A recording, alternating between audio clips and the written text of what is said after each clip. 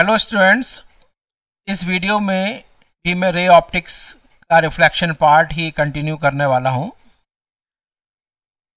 जो बच्चे आज जुड़ रहे हैं तो उनके लिए मैं बता दूं कि इसके दो पार्ट्स, रे ऑप्टिक्स चैप्टर के दो पार्ट्स मैंने पहले ही अपलोड किए हुए हैं, तो उनको वो देख सकते हैं मेरे इसी चैनल पर, जिसका नाम है नमस्ते फिजिक्स विद गौर सर।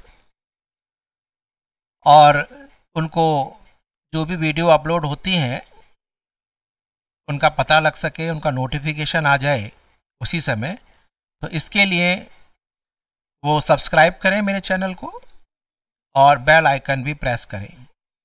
एक और मैं बता दूं कि आप लोग अपने क्वेरीज को भेज सकते हैं ऑन माय टेलीग्राम चैनल, जो यहाँ नीचे स्क्रॉल हो रही है।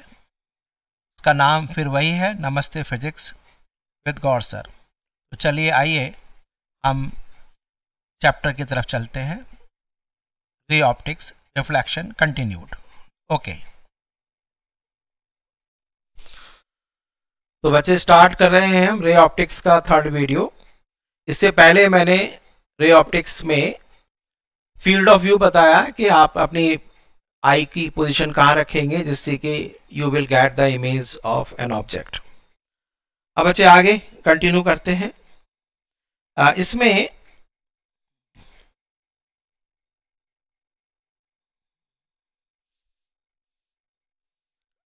नंबर ऑफ इमेजेस के बारे में मैं बात करूं। पहले नंबर ऑफ इमेजेस हम कैसे निकालेंगे। हेडिंग डालते हैं नंबर ऑफ इमेजेस।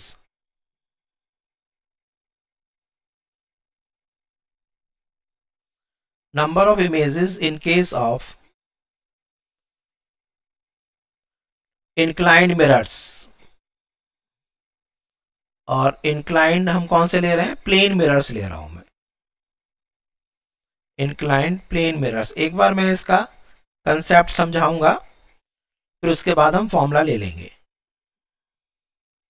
सपोजिंग आपके पास टू म्यूचुअली परपेंडिकुलर मिरर्स हैं। म्यूचुअली परपेंडिकुलर मिरर्स ले लेते हैं। चलिए, एक आपके पास मिरर ये है, मैं यहां बना देता हूं उसको। See this mutually perpendicular mirrors हैं। ये पॉलिश कर देता हूं।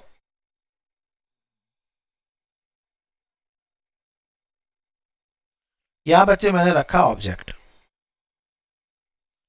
This is real object. Okay, this is real object. ओ, अब बच्चे ऐसा मान के चलो, सपोजिंग ये डिस्टेंस x है और ये डिस्टेंस सपोजिंग y है। ठीक है, ये डिस्टेंस मैंने मान लिया x, ये डिस्टेंस मैंने मान लिया y। बच्चे ये है मिरर 1, ये है मिरर 2। तो मैंने आपको क्या बताया था कि हमेशा मिरर के सामने जितना नॉर्मली जितना ऑब्जेक्ट है उतने ही इमेज उसके बिहाइंड बनेगी। तो ओ ऑब्जेक्ट जो आपका ये ओ ऑब्जेक्ट है, उसकी इमेज M1 में इसके जस्ट बिहाइंड बनेगी। करेक्ट, उतना ही डिस्टेंस पीछे बनने वाली है x। ऐसे ही बच्चे इसकी, इस ऑब्जेक्ट की इसमें M2 में इसके जस्ट बिहाइंड बनने वाली है। ओके, कितना डिस्टेंस y। ये बच्चे x हो गया और ये हो गया, ये x हो गया और ये हो गया y। इसका मतलब ये जो इमेज बनी है, ये दिस इज इमेज I1, यानी M के अंदर 1 ले सकते हैं। इसको हम मैं मान लेता हूं इमेज 2, दिस इज इमेज 2, यानी किस मिरर में है? M2 मिरर में। अब बच्चे एक चीज और देखो कि ये जो I1 है, this I1 will be acting as an object for this mirror. तो अब मैंने आपको क्या बताया था कि मिरर के लिए इमेज कहां बनती है? उसके जस्ट बिहाइंड। ये बच्चे ये जो है ना, इसकी इमेज इस मिरर में बनेगी। फील्ड ऑफ व्यू जैसे मैंने बताया था। तो इसकी इमेज इसमें भी बनने वाली है। कितना, ये देखो एक बार इसको देखिए,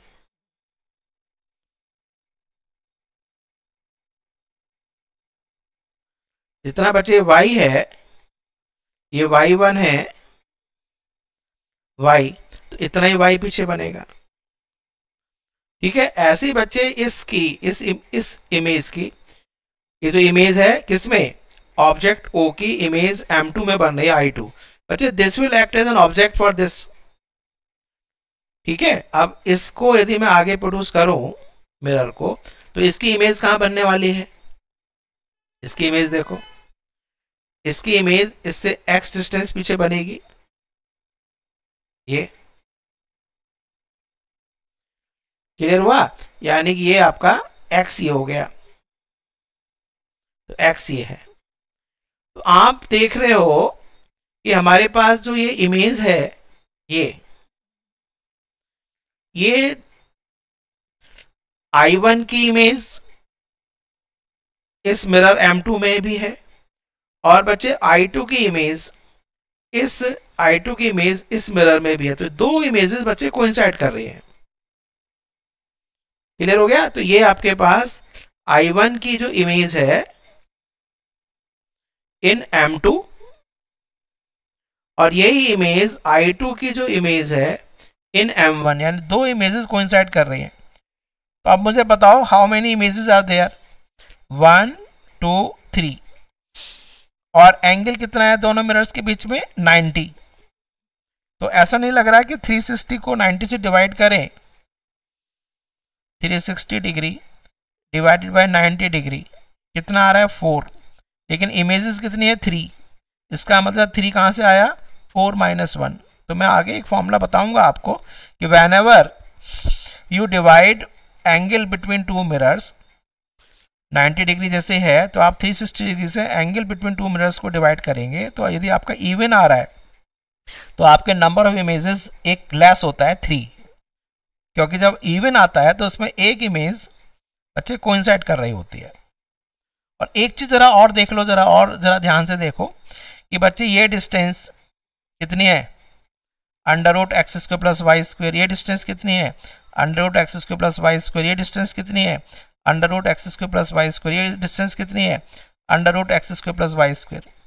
इट मीन्स इस कॉर्नर को यदि मैं सेंटर मानूं तो बच्चे ये इमेजेस, कौन सी इमेजेस, दिस, तो 3 इमेजेस जो बन रही हैं आपकी, जो 3 इमेजेस बन रही हैं वो सारी की सारी इमेजेस और object, 3 images and object all lie in a circle. ये सब बच्चे क्वेश्चंस हैं, ध्यान रखना, जो असर्शन रीजन में आ सकते हैं। तो ये एक सर्कल बन रहा है, आप देख लो, सर्कल ये बन गया, ये एक सर्कल है, ये एक सर्कल बनेगा। ये थोड़ा मैंने आपको हल्का सा दिखाया, ठीक है। तो इस तरह से मैं आपको एक फॉर्मूला ही बनाकर दे देता हूं। आया बच्चे समझ में? नहीं, ये ऑब्जेक्ट है तो इसकी इमेज इस M1 में इधर हो गई, ये ऑब्जेक्ट है वो, इसकी इमेज M2 में I2 बन गई। अब बच्चे I1 की इमेज इस मिरर में कैसे बनाओगे, इसको आगे करेंगे, जितना आगे है ये जो I1 है वो इस मिरर के लिए ऑब्जेक्ट से बिहेव कर रही है, तो ये इमेज हो गई। ऐसे बच्चे ये जो है इसका इसमें इमेज, इसको आगे प्रोड्यूस किया, जितना आगे है उतना ही पीछे बना दिया। तो ये इमेज दोनों दो इमेजेस का मिक्स ये कोइंसाइड कर रही है। तो आपकी इमेज बन गई 1 2 3 एंड ये ऑब्जेक्ट, ये सब एक ही सर्कल में है। तो ये भी एक अच्छा सा क्वेश्चन हमेशा आता है, तो ये मैंने एक्सप्लेन कर दिया। अब मैं आगे चलता हूं। चलिए बच्चे, अब आप फॉर्मूला देख लो नंबर ऑफ इमेजेस का फॉर इंक्लाइंड प्लेन। तो सबसे पहले आपको क्या करना है, 360 degree divided by theta degree, ये आपको निकाल के देखना है। सपोजिंग एन है, से माने कहो, यानी मानो, लेट। थीटा डिग्री क्या है? Theta degree is angle between plane mirrors, angle between plane mirrors. ठीक है, जैसे मैं आपको दिखा दूं कि ये मान लीजिए एक मिरर ये है और एक मिरर ये है, और इनके बीच में ये आपका, सॉरी, इनके बीच में ये आपका, ये हमने पॉलिश कर दिया, और ये हो गया थीटा, थीटा डिग्री में। अब यहां पर केसेस बनते हैं।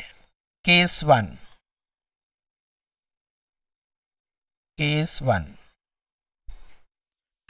इफ जो आपका एन है, जैसे भी मैंने वहां बताया, एन यदि इवन है, जैसे मैंने बताया अभी 4 आया, जैसे 6 आया, तो नंबर ऑफ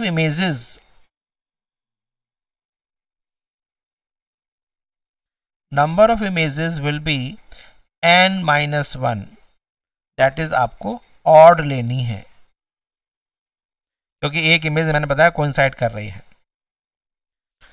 केस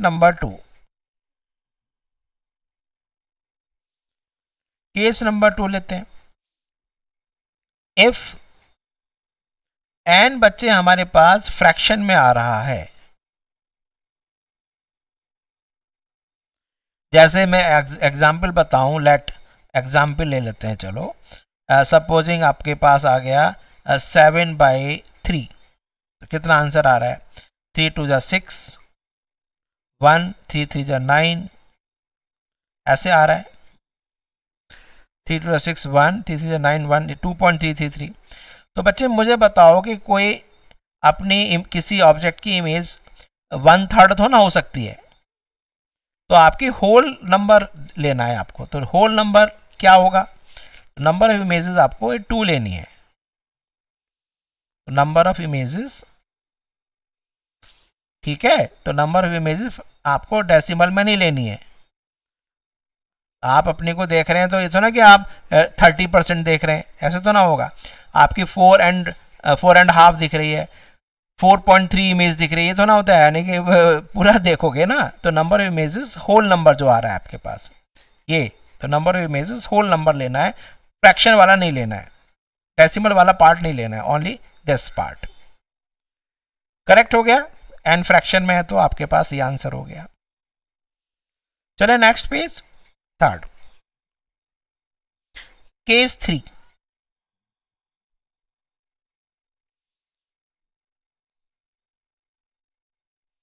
केस 3 में इफ एन बच्चे ऑड आ गया, 7 आ गया, 9 आ गया, 11 आ गया। अब यहां 2 केसेस बनते हैं। अब ऑब्जेक्ट पर डिपेंड करेगा कि how object is placed with respect to the plane mirrors. Object plane mirrors के विद रेस्पेक्ट टू कैसे है। फॉर एग्जाम्पल, ये देखो जरा, एग्जैक्टली ये मिडिल में है। जैसे आपके पास ये एंगल, मैं बताऊं कि सपोजिंग ये एंगल है 36 डिग्री और ये एंगल है 36 डिग्री, और बच्चे ऑब्जेक्ट यहां पर है, यानी ये जो ऑब्जेक्ट है आपका, ये कैसे रखा हुआ है? सिमेट्रिकल है, ठीक है। यदि ऑब्जेक्ट आपका सिमेट्रिकल है तो नंबर ऑफ इमेजेस, मैं थोड़ा लिख देता हूं, if object is placed symmetrically, if object is placed symmetrical, if object is placed symmetrical to mirrors,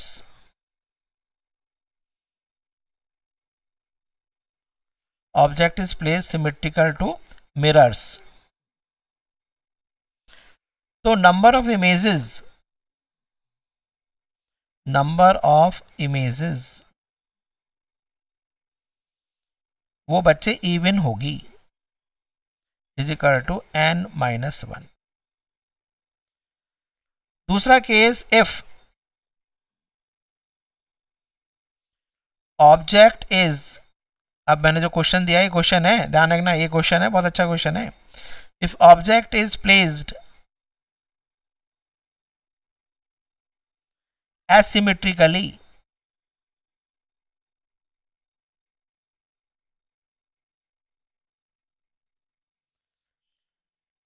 मतलब एक इंक्लाइन प्लेन के ज्यादा क्लोज है, दूसरे इंक्लाइन प्लेन के कम क्लोज है, एसिमेट्रिकल का मतलब तो ये हुआ। सी दिस, जैसे मैंने ये पॉलिश कर दिया और ये आपके पास इंक्लाइन प्लेन, देखिए, ओह, ये देखिए ऑब्जेक्ट यहां पर रखा हुआ है, ये ऑब्जेक्ट है, दिस वन, ये ऑब्जेक्ट है, यानी कि ये आपके पास है सपोजिंग कितना, मान लीजिए 66 degree and this is only 6 degree, तो टोटल कितना हो गया, 72 डिग्री हो गया। तो जब एसिमेट्रिकली है तो बच्चे नंबर ऑफ इमेजेस को हम ऑड ही रखेंगे, ठीक है। तो नंबर ऑफ इमेजेस यहां पर लिख देता हूं मैं, number of images will be odd,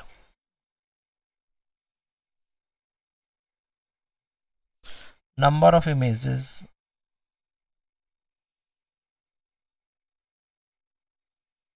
ये बच्चे n ही रहेंगे, दिस विल बी n। अब आप आंसर बताओ मुझे यहां पर, इस केस में आप सबसे पहले n बताइए, n हो गया 360 डिग्री अपॉन 72, तो ये हो गया बच्चे 5। और ऑब्जेक्ट कैसे रखा है यहां पर, ऑब्जेक्ट इज सिमेट्रिकली, तो नंबर ऑफ इमेजेस क्या आ जाएंगी, तो number of images will be 5 - 1 4, यानी इवन रखनी है आपको। और यहां पर नंबर ऑफ इमेजेस कितनी आ जाएंगी, नंबर ऑफ इमेजेस कितनी हो गई, number of images that will be n, यानी कि n कितनी है 5। आगे आपको समझ में सारे केसेस, दोबारा देख लो बच्चे केसेस। पहले मैंने आपको बताया कि आपको करना क्या है कि 360 degree divide by theta degree, theta degree क्या है, the angle between two mirrors, उसको आप डिवाइड करो, देखो n यदि फ्रैक्शन में आ रहा है तो आपको 2 लेना है, होल नंबर लेना है, डेसिमल वाला पार्ट नहीं लेना है, करेक्ट। यदि इवन आ रहा है तो आपको ऑड कर देना, एक सब्ट्रैक्ट कर देना। और यदि आपके पास n ऑड आ रहा है तो वहां पर दो केसेस हो सकते हैं, यदि object is symmetrically placed with respect to two mirrors, ये जो ऑब्जेक्ट है वो दोनों मिरर्स के सिमेट्रिकल है, यानी कि बिल्कुल दोनों के बराबर बराबर दूरी पर है, तो फिर बच्चे आपको इवन रखना है, यानी एक ऑड में से एक कम कर लेना। और यदि एसिमेट्रिकल रखा है, जैसे 66 + 6 72 डिग्री हो गया, अभी भी डिवाइड करेंगे तो 72 360 / 72 5 ही होता है, ठीक है। तो आपके पास यहाँ पर 5 ही आंसर रहेगा। ये मैंने आपको बता दिया, क्वेश्चन आप आराम से कर सकते हैं। नेक्स्ट पेज चलते हैं। अब इसमें एक 2-3 छोटे छोटे क्वेश्चंस और हैं, और इसमें आप हल्का सा ज्योमेट्री लगा के देखना कि सिचुएशन क्या है। सिचुएशन ये है कि पर्सन ठीक है, कोई भी आपके पास पर्सन है या कोई बॉय है, वो अपने को कंप्लीट इमेज देखना चाहता है। A boy wants to view complete image,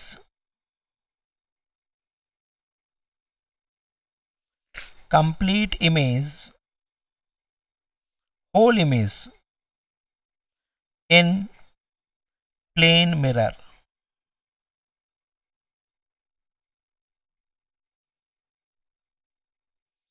ये सिचुएशन है, boy wants to view complete image in a plane mirror. तो इसके लिए हमें मिनिमम, जो मिनिमम हाइट है,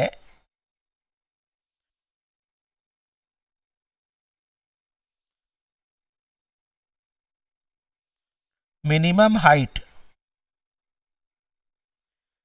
height of mirror, this should be equal to height of man या height of boy divided by 2। इसमें यूज क्या करेंगे हम इसमें यूज करेंगे angle of incidence is equal to angle of reflection. और आपको छोटी सी बातें पता है कि यदि एंगल सेम होता है तो उसके सामने की साइड्स भी सेम होती हैं। किसी दो ट्राइंगल की हम बात करें, है ना, या एक ट्राइंगल की बात करें, देखना जरा। सपोज मैं कैसे समझाने की कोशिश करता हूँ, सपोजिंग मैं एक बॉय बना लेता हूँ, ठीक है, एक बॉय ऐसे बना लेते हैं, ये एक बॉय बना लेते हैं, लो ये बॉय बन गया।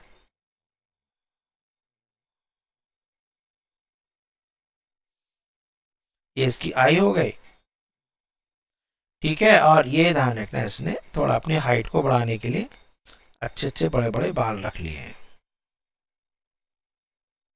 ठीक है। चलिए,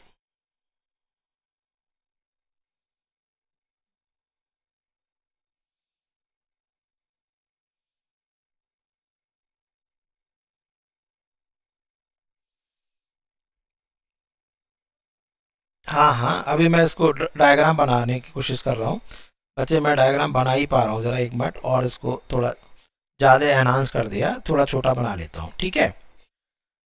थोड़ा छोटा बना लेते हैं और रोबोटिक बना लेते हैं। लो लो बन गया, ये मैन बॉय बन गया। लो ऐसे बना देते हैं, ठीक है, ये बन गया बॉय। इसकी गर्दन थोड़ी छोटी सी बना लेते हैं क्योंकि इस पूरे इसमें आ जाएगा अभी। अब ठीक है, यस, ठीक है। ये देखो इसका हो गया आई हैंड, ये इसका हैंड हो गया। अब हमें इसकी कंप्लीट इमेज बच्चे बननी है। मुझे बताओ कि इमेज जो बनेगी कहां बनेगी, आई पर। ये इसका आई लेवल है, तो this is the I level, ये आई लेवल है, तो आई लेवल पर ही इमेज बननी चाहिए। तो सपोजिंग ये देखो बच्चे, इसका हेड है, ये इसका आई लेवल है, तो हेड और आई लेवल, सपोजिंग हेड और आई लेवल के बीच में जो डिफरेंस है या हाइट है between the top most layer of the head और eyes, that is supposing H1। अब बनना क्या है बच्चे, इसकी इमेज आई पर बननी है, इसका मतलब angle of incidence is equal to angle of reflection रखना है। तो हमें प्लेन मिरर एग्जैक्टली बच्चे इसके बीच में होना चाहिए, नहीं होना चाहिए, एग्जैक्टली इसके बीच में, जो बिल्कुल लाइन है 100% इसके मिडिल में होनी चाहिए। यानी अपर एज आपने फिक्स कर लिया, the upper edge of the mirror, the upper edge of the mirror should be exactly at the middle of the distance between the topmost layer and I। तभी तो angle of incidence is equal to angle of reflection होगा। देखो ये देखो ना, ये यहां से रे ऐसे आई और सीधा आई पर चली गई, करेक्ट है या नहीं। ये देखो रे, और ये हो गया आई पर, इसकी इमेज बन गई। बिकॉज ये एंगल और ये एंगल इक्वल है, ये एंगल आई है, ये एंगल आर है, तो इसलिए ये बिल्कुल बीच में हो गया। यानी ये कितना होना चाहिए, this should be equals to what, h1/2। Similarly बच्चे इसका फीट लेवल ये है, ये इसका फीट ये है, और इसकी इमेज भी बच्चे कहां देखना है, आई पर। तो एग्जैक्टली ये सपोजिंग ये डिस्टेंस यानी कि फीट और आई इसके बीच में द डिफरेंस सपोजिंग h2 है, तो एग्जैक्टली आपका इसके मिडिल में, because angle of incidence equal to angle of reflection, the upper edge of the mirror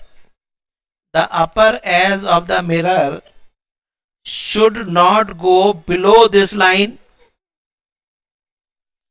नहीं, इसके नीचे क्यों हो जाएगी, बिकॉज हमें क्या चाहिए, the minimum height of the mirror, minimum height of the mirror चाहिए। तो आप देख लो बच्चे, कोर्स ऑफ रे बनाए तो फीट से आपके पास लाइन चलती है, तो ये आइज पर पहुंच जाएगी, because angle of incidence is equal to angle of reflection. जितना ही एंगल है थीटा, उतना ही एंगल थीटा बनेगा। तो इससे क्या होगा कि ये जो आपके पास बीच, ये जो डिस्टेंस है, ये वाला बीच का ये जो डिस्टेंस आपको दिख रहा है, ये यहाँ से यहाँ तक का, ये इसको डिवाइड इक्वल हो जाएगा या नहीं। तो ये आपके पास कितना होना चाहिए, तो this should B exactly half of the distance between I level and the feet. Correct है। तो ये कितना हो गया, h2 बाई, तो दिस बिकम्स h2/2। तो बच्चे टोटल मैन की हाइट, सपोजिंग मैं कैपिटल H मानू, which is equal to h1 plus h2, तो यहां पर minimum height of plane mirror, the minimum height of plane mirror कितनी हो गई, हाइट ऑफ मिरर मिनिमम की मैं बात कर रहा हूं, minimum is equal to h1 plus h2/2, that is height of man या हाइट ऑफ बॉय का एग्जैक्टली हाफ। हमेशा इतना रहेगा। लेकिन बच्चे ध्यान रखना कि दो सेम हाइट के बॉय हैं, मिनिमम हाइट मिरर की तो height of boy divided by 2 रहेगा, आधा ही रहेगा, लेकिन जो उसकी जो पोजीशन है मिरर की, अपर एज और लोअर एज, वो डिपेंड करेगा आई की पोजीशन पर, कि किसी का फोरहेड बड़ा हो सकता है, किसी का फोरहेड छोटा हो सकता है, उस पर डिपेंड करेगा। The position of mirror will depend upon the position of I in his body. Forehead किसी का एनहांस है, किसी का फोरहेड छोटा है, किसी का फोरहेड छोटा है तो उसने टर्बन बड़ी सी बना ली है। ठीक है, ये सारी बातें आपको समझ में आ गई। तो इस तरह से मैंने आपको ये अच्छा समझा दिया। तो minimum height of the mirror required is half exactly the height of boy. चलिए नेक्स्ट चलते हैं। इसमें अब मुझे लग रहा है हम स्फेरिकल मिरर की तरफ चलें तो ज़्यादा अच्छा रहेगा। तो क्यों ना हम नया हेडिंग शुरू कर दें अब, स्फेरिकल मिरर्स। ठीक है, तो let us start spherical mirror. मैंने पहले दिन ही बताया था स्फेरिकल मिरर्स क्या हैं। मैंने बताया था मिरर का जो नोमेनक्लेचर है वो उसकी रिफ्लेक्टिंग सरफेस पर दिया जाता है। तो spherical mirrors are those mirrors which are part of spheres, glass spherical shells। ठीक है, तो ग्लास स्फेरिकल शेल्स के ये पार्ट हैं, इसलिए हम वहीं से लेके चलेंगे इसकी डेफिनेशन। तो आप एक काम करो, एक स्फीयर ले लो और उसी से कुछ डेफिनेशंस पढ़ लेंगे, आपने 10th क्लास में भी किया है, लेकिन मैं एक बार दोबारा रिवाइज करा देता हूँ। लेट अस हैव, पहले हम एक स्फेरिकल शेल ले लें और जैसे मैंने वहां समझाया था वैसे हम करते हैं। एक हम ले लेते हैं स्फेयर, स्फेरिकल शेल, ये लो स्फेरिकल शेल बन गया। ठीक है, इसको हम चाहें तो एक मिनट, आप इसको चाहे पूरा एक शेप्स में ले सकते हो, यदि मैं चाहूँ तो मैं एक शेप्स में भी ले सकता हूँ। चलो शेप्स में ले लेते हैं, लेकिन इसको ये मान के चलना कि ये हमारा हॉलो है ना, स्फेरिकल शेल है। चलो ये ठीक रहेगा। तो ये मैंने थोड़ा बड़ा करके दिखा दिया आपको। अब इस स्फेरिकल शेल का सबसे पहले मुझे बताओ सेंटर है, ये सेंटर,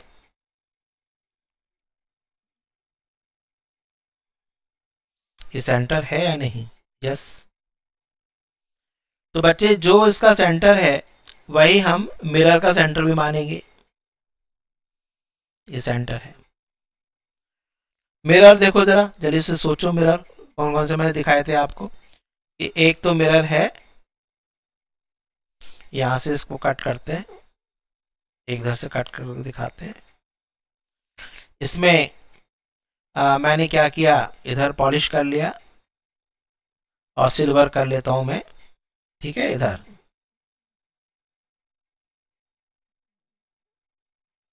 तो रिफ्लेक्टिंग सरफेस कौन सा हो जाएगा, बोलो? रिफ्लेक्टिंग सरफेस ये वाला हो जाएगा, तो इसका नाम क्या हो जाएगा? This mirror is concave, concave spherical mirror. अब हमने क्या किया, इसमें दूसरे वाले में आपने इसको कर लेते हैं, ये इनर पोर्शन नहीं दिख रहा है, इनर पोर्शन को हम पॉलिश कर लेते हैं। ये देखो, ये पॉलिश कर लिया। अब रिफ्लेक्शन बच्चे किस सरफेस से होगा? बल्ज आउट वाले सरफेस से। तो इसका नाम क्या हो जाएगा? Convex mirror.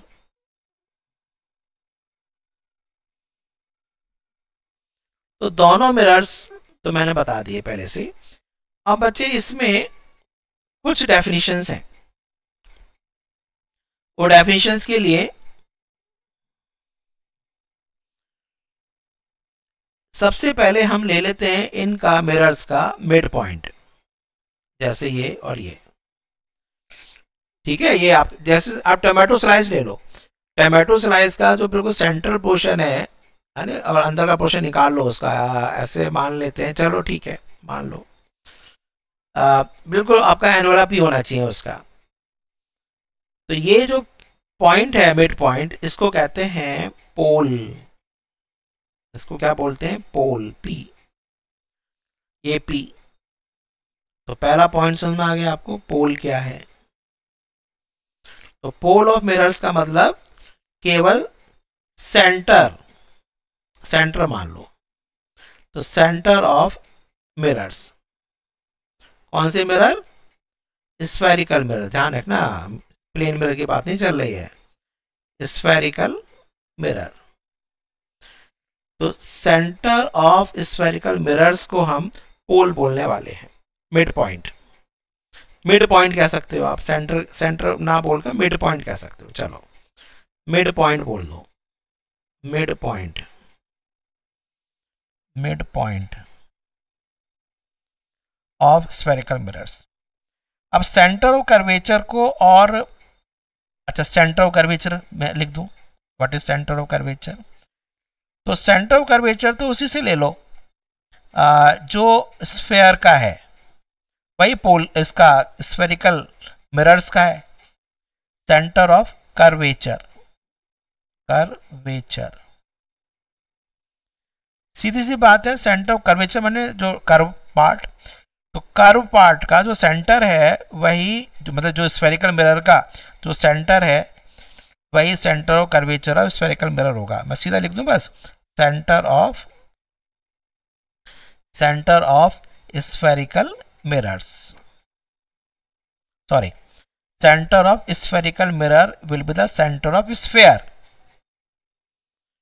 center of spherical shell, center of spherical shell will be the center of curvature of spherical mirrors.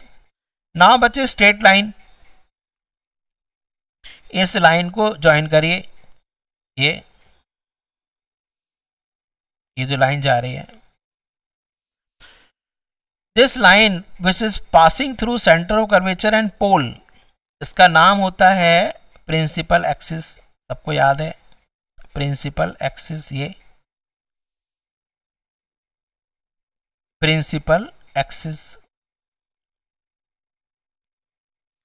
Principal axis. जल्दी से आप डिफाइन कर सकते हो कि पोल और सेंटर ऑफ कर्वेचर के बीच में जो डिस्टेंस है, ये इसको बोलेंगे रेडियस ऑफ कर्वेचर, करेक्ट। तो रेडियस ऑफ कर्वेचर आ गया समझ में। Radius of curvature is nothing but, या तो ऐसे बोल दो it is the radius of curvature of sphere, या ऐसे कह सकते हो this is the distance between pole and centre of curvature, यानी सी पी और सी के बीच में जो डिस्टेंस है that is called the radius of curvature. इसको हम आर से डिनोट कर रहे हैं। एक चीज और देखो बच्चे कि ये जो स्लाइस आ रहा है M1 M2, ये जो M1 M2 दिख रहा है आपको, दिस स्लाइस, यानी कि ये आप ये मान के चलेंगे कॉर्ड, यदि मैं सर्कल मान के चल दो तो कॉर्ड है, वैसे 3D है, यानी ऐसे होगा, ठीक है। ये जो आपके पास डिस्टेंस है, ये जो आपका है, ये इसको कहते हैं लीनियर अपर्चर, यानी कि डायमीटर ऑफ मिरर, या इसको लीनियर साइज भी कह सकते हो। तो लीनियर साइज ऑफ मिरर को हम कहते हैं लीनियर अपर्चर। और आगे हमारे पूरे चैप्टर के अंदर ऐसे मिरर्स होंगे जिनका लीनियर साइज छोटा होगा, यानी स्मॉल अपर्चर मिरर्स ही हम पढ़ेंगे। यहां तक क्लियर हो गया सबको? मैंने क्या बताया कि जो स्फीयर का जो सेंटर है वो सेंटर ऑफ कर्वेचर है स्फेरिकल मिरर का, स्फीयर का जो रेडियस है वो रेडियस ऑफ कर्वेचर मिरर का है। जो आपके पास मिरर बन रहे हैं स्फेरिकल मिरर्स, इनका जो मिड पॉइंट है उसको हम पोल्स बोलेंगे। पोल और सेंटर को जो आप लाइन ज्वाइन कर रहे हैं वो रेडियस ऑफ कर्वेचर है।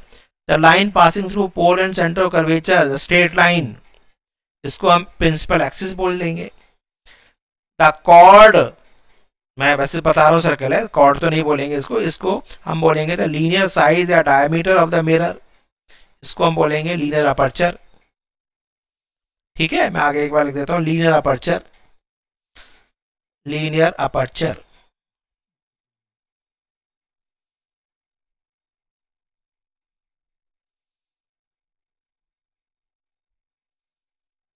लीनियर अपर्चर आपके पास हो गया M1 M2। ये क्या है बच्चे M1 M2? The linear aperture, यानी कि डायमीटर भी कह सकते हो उसको। This is also called as diameter of mirror, diameter of spherical mirror.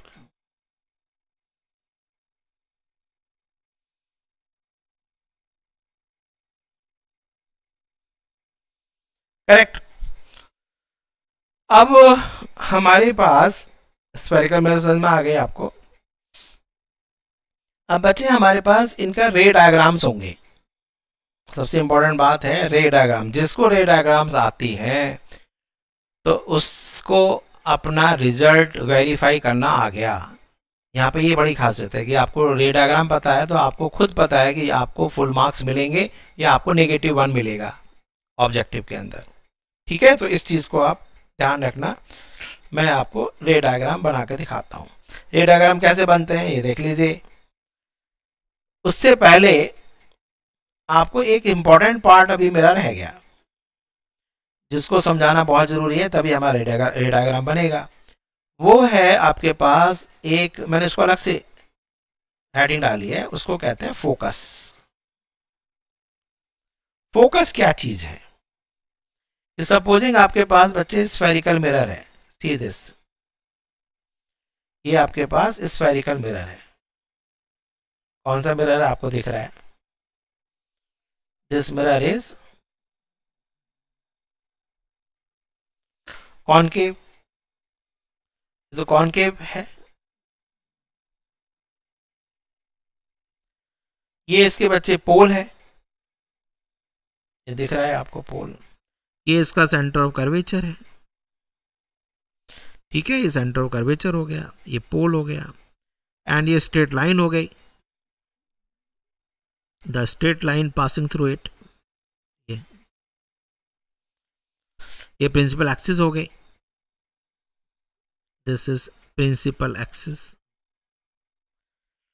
अब सपोजिंग हमने एक बच्चे रे ले लिया which is parallel to principal axis. Now बच्चे कंसेप्ट तो वही रहेगा कि हमें नॉर्मल ड्रॉ करना है। तो सबको पता है स्फेयर पर नॉर्मल कैसे ड्रॉ करते हैं, radius is normal to sphere, a part of the sphere. तो हमने सेंटर ऑफ कर्वेचर से ज्वाइन कर लिया, इसको मिला लिया, तो ये क्या हो गया बच्चे, ये हो गया एंगल ऑफ इंसिडेंस। जितना एंगल ऑफ इंसिडेंस है उतना ही एंगल ऑफ रिफ्लेक्शन होगा। इसको हमने थोड़ा आगे प्रोड्यूस किया और ये हो गया रिफ्लेक्टेड रे। ये हो गए बच्चे इंसिडेंट रे, ये हो गए reflected ray.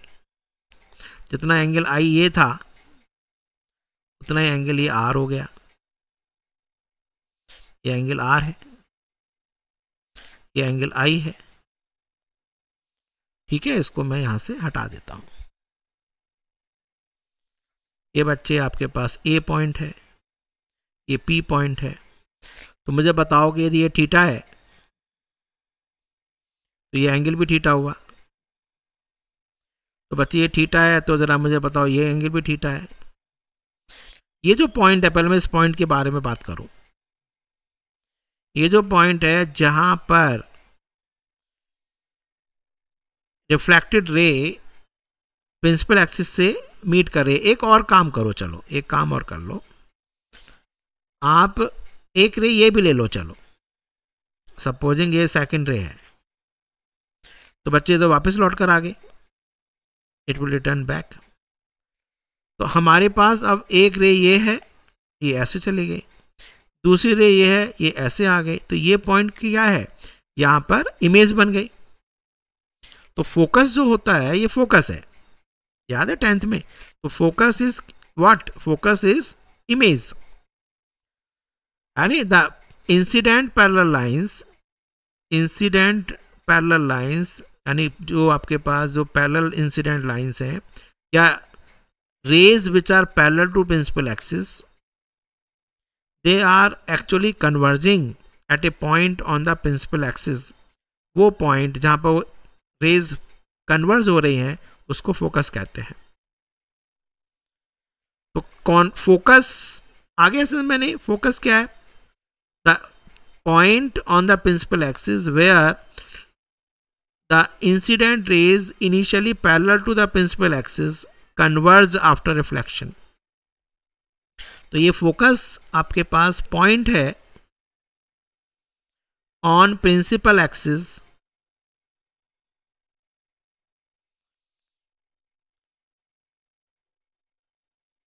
where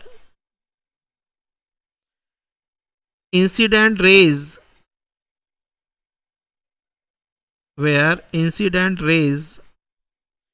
parallel to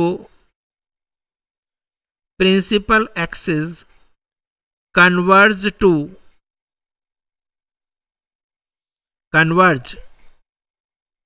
after reflection।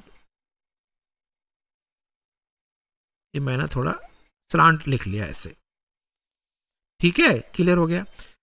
Point on principal axis where incident rays parallel to principal axis converge after reflection, that is called the focus. किस केस में, concave में। तो मुझे बताओ कि फोकस की नेचर कैसी है कॉनकेव में। क्वेश्चन देखो कैसे बना रहा है। द फोकस जो आपका है वो रियल है या वर्चुअल है, कैसा फोकस है? रियल फोकस है। तो हमेशा ध्यान रखना कॉनकेव मिरर में रियल फोकस होता है। And the distance between focus and pole, इसको स्मॉल एफ से डिनोट करते हैं। The distance between pole and focus, इसको कहते हैं बच्चे फोकल लेंथ। ठीक है, डेफिनेशन लिखने की जरूरत नहीं है, बस आपको पता होना चाहिए distance between pole and focus is called focal length. Correct है या नहीं? Focal, is it clear? Length.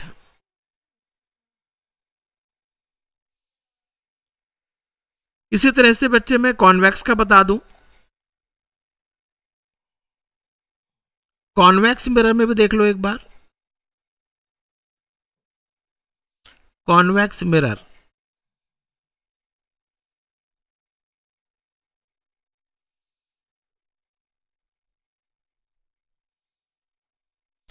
Convex mirror में हमारे पास सी दिस, ये कॉन्वेक्स मिरर है। इसको हम ये देखिए पॉलिश कर दिया। इसका बच्चे फोकस और पोल बता दो। ये हो गया पोल, ये हो गया इसका सेंटर ऑफ कर्वेचर। अब फोकस निकालना है, मैं अभी फोकस बताऊंगा। तो ये तो हो गया पोल, ये हो गया पोल, ये हो गया centre of curvature and the line passing through this, ये लाइन, ये प्रिंसिपल एक्सिस हो गई, जैसे वहां बताया मैंने, दिस इज प्रिंसिपल एक्सिस। ये बच्चे रेडियस ऑफ कर्वेचर है। ठीक है, अब रे ले लेते हैं बच्चे, एक रे तो लेते हैं, चलो इसको लेते हैं, this is first ray. Second ray और ले लेते हैं, which is again parallel to principal axis. ये देखिए, दिस इज सपोजिंग सेकंड रे। तो ये बताओ, ये वाली रे तो वापस लौट कर आ जाएगी, the first ray it will return back. इसके लिए बच्चे दूसरे के लिए जरा बताओ, इस पर हम पहले नॉर्मल ड्रॉ कर दें। ये नॉर्मल ड्रॉ कर दिया मैंने, दिस इज नॉर्मल, ये नॉर्मल हो गया। ये एंगल ऑफ इंसिडेंस है थीटा, उतना ही बच्चे एंगल ऑफ रिफ्लेक्शन बनेगा थीटा। इसका मतलब क्या हुआ कि ये जो रे है ये कैसे जाने वाली है? ऐसे जाने वाली है। सेकेंड रे का देखो क्या हो रहा है। तो ये दोनों जो रेज हैं, ये और ये, क्या हो रहा है? एक तो रे हो गई ये, एक रे ये हो गई, तो ये दोनों आपके डाइवर्ज हो रही हैं, ये कहीं मिल ही नहीं रही। ऐसा लग रहा है आपको एज इफ ये जो रे है और ये रे यहां से, ये जो पॉइंट है, एक मिनट, ऐसा लग रहा है आपको कि इस पॉइंट से ये वाला पॉइंट दिख रहा है, ये पॉइंट, इस पॉइंट से ये दोनों रेज, कौन कौन सी रे? एक ये और ये refracted rays. Initially rays parallel to principal axis है, रिफ्लेक्शन के बाद ये ऐसे चले गए, ये ऐसे चले गए, ऐसा लग रहा है यहां से आ रही है। तो दिस पॉइंट इज फोकस। तो फोकस का मतलब ये नहीं कि बच्चे रियल ही होता है। तो यहां पर फोकस जो है ये कैसा फोकस है? Virtual focus. तो फोकस का पोल से डिस्टेंस कितना हो जाएगा यहां? Focal length. तो फोकस की डेफिनेशन क्या हो गई? It is a point, focus की डेफिनेशन लिखा रहा हूं मैं, इससे पहले भी बच्चे जो मैंने बताया वो फोकस की डेफिनेशन थी। तो फोकस क्या है? It is a point on principal axis where incident rays parallel to principal axis appear to diverge। it is a point, yes, it is a point, it is a point on principal axis, it is a point on principal axis where incident rays parallel to principal axis appear to diverge. ये virtual focus है। तो मैंने आज आपको spherical mirror start किया है और spherical mirrors का मैंने थोड़ा थोड़ा सा कुछ पॉइंट्स बता दिए। उसमें उसका प्रिंसिपल एक्सिस क्या है, उसका पोल क्या है, उसका फोकस क्या है, उसका लीनियर अपर्चर क्या है, ये सब मैंने बता दिया। इसके आगे नेक्स्ट वीडियो में, वीडियो ज़्यादा लंबा ना हो जाए, आप जल्दी से इसको रिवाइज कर लीजिए और नेक्स्ट वीडियो में इससे आगे हम चलेंगे। ठीक है, तो आई एंड द मीटिंग। ओके।